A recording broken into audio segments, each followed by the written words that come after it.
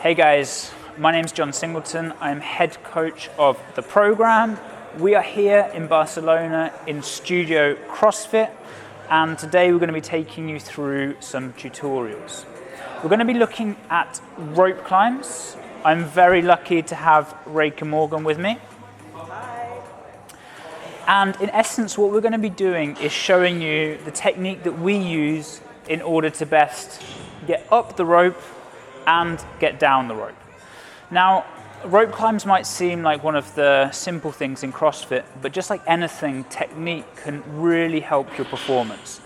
And the most common thing we see for rope climbs is obviously people's arms start to blow out. We were just talking about Tommy V that we did in the camp a few weeks ago, and obviously the biggest limiting factor can be grip and arm strength. And one of the things that we are allowed to do in CrossFit in typical rope climbs is use our legs. So this is where the foundation of the technique comes to, is utilizing our legs to do the movement so we can save our arms and keep going for longer. Okay, so we're going to take you through some of the progressions. Now, this rope climb is what we would term the gold standard of how we use.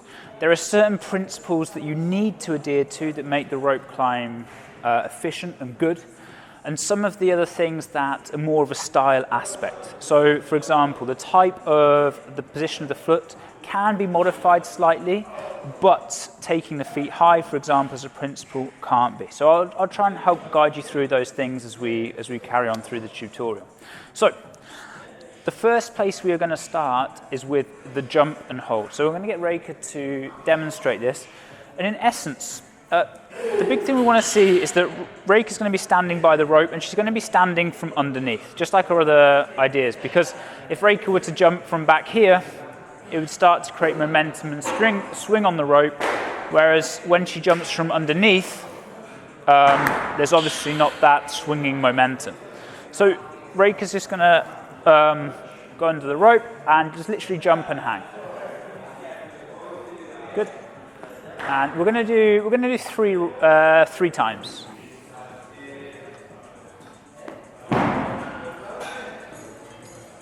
Okay. And if you just jump up and hold the third one for me, or just hold the hold. So one thing I want you to notice here is that Reka's arms are actually straight. She has her lead arm, which happens to be her left. That doesn't matter too much. But the fact that the arm is straight and relaxed is very important. Obviously, I can hang from a bar longer with straight arms than I can with bent arms. So actually, that first jump, we jump as high as we can to gain some ground. My first hang, my arm is straight. Okay, so that's position number one, just simply hanging from the rope. The next part, Reka's going to go into that same hang position, and all she's going to do is take her legs up. Yeah, so she's going to bend her knees, and we're going to go like a knees to elbow in this position. So if Reka just demos that, so she jumps, holds the position, and back down. And don't worry about, I actually just want you to have the feet either side of the rope for now. So don't worry about that lock. So she jumps up, that's the one, and then back down. And we go again. Good, and back down. So now what we're trying to do here is create height for the lock. So when Reka takes her knees up, obviously we're starting to travel distance that allows us to start putting locks as we go higher and higher up the rope. And this is a crucial element. Probably one of the areas that people don't do is they don't bring their legs high enough, and therefore they start spending more and more energy having to do more and more locks in order to get to the top. Okay, so we'll just show that once more. The position one, and now position two, she jumps and simply lifts the legs up. Good, and relax down. Okay, now obviously in this leg rise, there's no contact with the rope. And what we need to do now is start getting contact with the rope. And the slide and how we make contact is extremely important. So I'm just gonna show this with racing in a minute. But literally, all I'm going to do now is I take the rope inside my lead leg and then on the outside of my lead foot. And all I'm going to do is actually slide up the rope. And I know this may sound a little strange, but it's actually crucially important. The reason being is that you can see if I take the rope with me, that actually when I then straighten again, I haven't gained any position. So this slide becomes very important. So, Reika's just going to do 4 or 5 slides of the rope with her lead leg, so we can see how that looks good. And what we're looking for here is that there's no catching of the rope, meaning that when she comes up, the rope doesn't travel with her, it's just her leg going up. Yeah? So now we're going to go into the third stage, and Reika's going to demonstrate. She's going to jump, hold on to the rope, and now she's going to bring her legs up with the contact of the rope. So we'll just do that now. Don't worry about the lock. We'll look at that in a second. So she slides and back down. And once again, slides and back down. So the good thing is there we have contact with the rope, but the rope isn't coming with us. It's sliding rather than sticking. Can you just show one where the rope actually comes up with you so you create a kink, if you see what I mean? Okay, so you see now there the difference being that she's taken the rope with her, so now if she were to come into the lock, she wouldn't have actually gained any distance because the rope has traveled. So I hope that makes sense to you guys. Now, we're going to look at the lock. Now, people have different styles of lock, and that is fine. The style of lock we teach, we do it because we found it works best for the majority of athletes.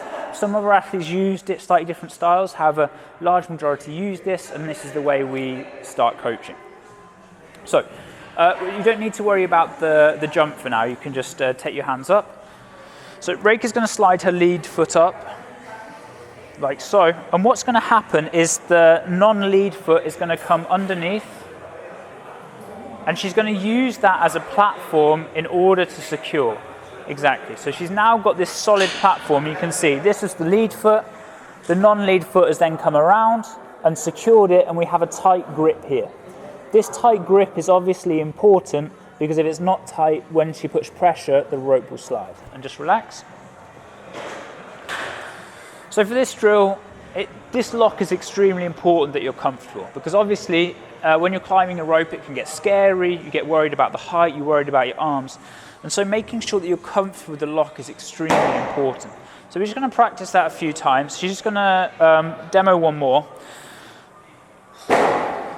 Good. And she locks in. Now what I want Reika to do here is I actually want her to push down with her feet. So she pushes down, and what you can see is that she stands up, the rope doesn't slide, and just relax and back down. So that's a sign of a good lock.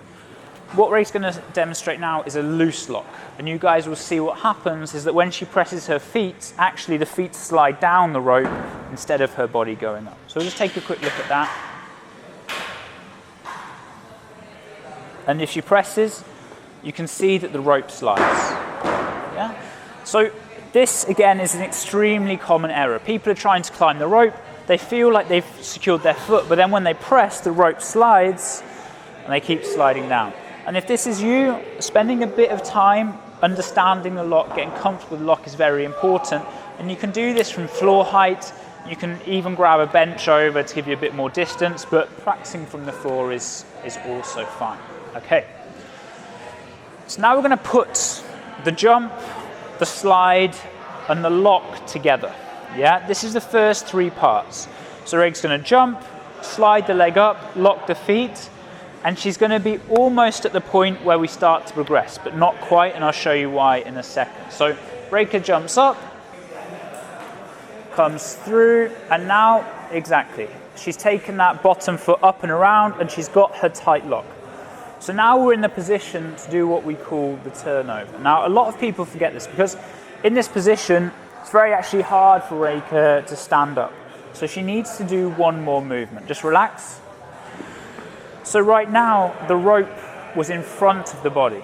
And what we need to do is get Reika to have the rope under her body. And in order to do that, she has to do like a squat-like movement where she comes up on top of the rope.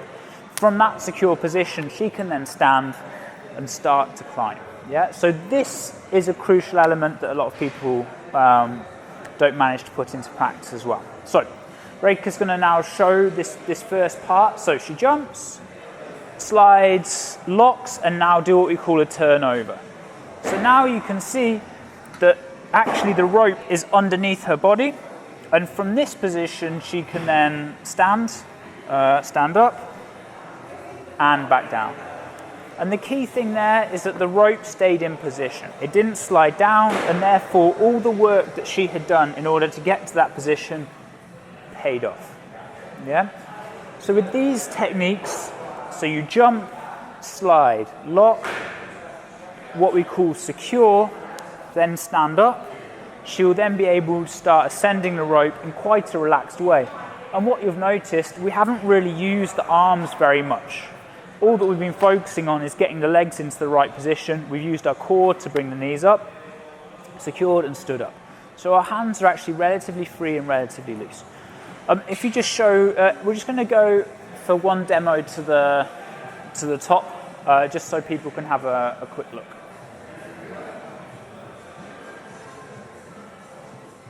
Nice.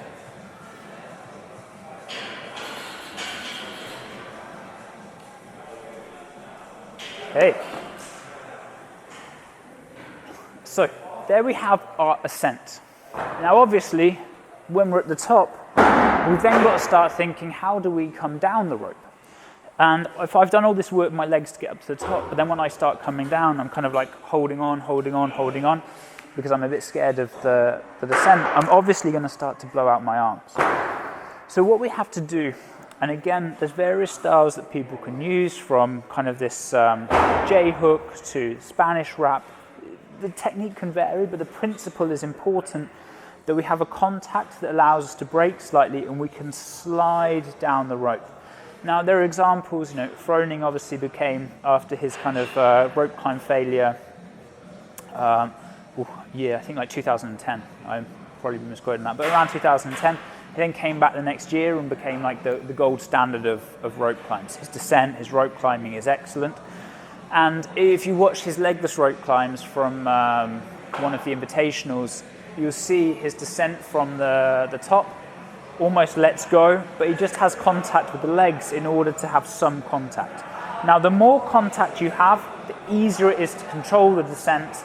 The less contact you have, the harder it is. So the more advanced athletes can go for less contact, less advanced athletes need a bit more. Now, we're not going to look at the Spanish wrap today, but that's one option you can use. We're actually just going to look at using the J-hook, the same footwork that we already have, in order to do the descent. So, what Reika's going to do is she's actually going to come up, do one lock, and just hang from the rope, in that position. So Reika's just going to go up and hang. Good, and just take the arms up. Okay, now, you've got to imagine that she's touched the rope in that position, or touched the top of the building, and now she has the dilemma of how she gets down. So what she's actually going to do is take her hands over more towards her chest, and actually what we want to do is try and get the body as vertical as possible. This is going to help the descent. And obviously it's a bit slower in control this time, so it's going to look a bit different. But she's just going to open up the feet slightly. And that will allow, you see, the rope's not as tight anymore. And this is the friction that we want as she starts to slide down. Yeah? Now the big thing is, what people tend to do is on their descent, they'll fall away. And that starts to mean that you can't get the traction needed on the rope. You start to lose balance, you get fear, and so you start blocking yourself with your hands. So actually what we need to try and do is stay as vertical as possible with the point of contact on the rope. So just do a slight step, and you're actually just going to try dropping down and stop yourself around about 0.5 meter from the bottom. Not all the way, just one lock. Good? Okay, so now you're just going to let yourself drop and back down. Okay? Now, what I want you to do is try and stop yourself at roughly 0.5 meter from the bottom. So you're probably going to descend, let's say 1 meter, 0.5 meter, something like that. And you're just going to let yourself descend, sliding, and then stop yourself exactly there. So this is a useful technique to practice because often at regionals or competitions you have to control yourself to a certain point. Good. And relax once more. If you don't have the control to a certain point, they often don't call it a rep, often for safety reasons, so people just don't drop to the bottom. They'll have a line where the athlete has to ascend to in order to make that control. Yeah.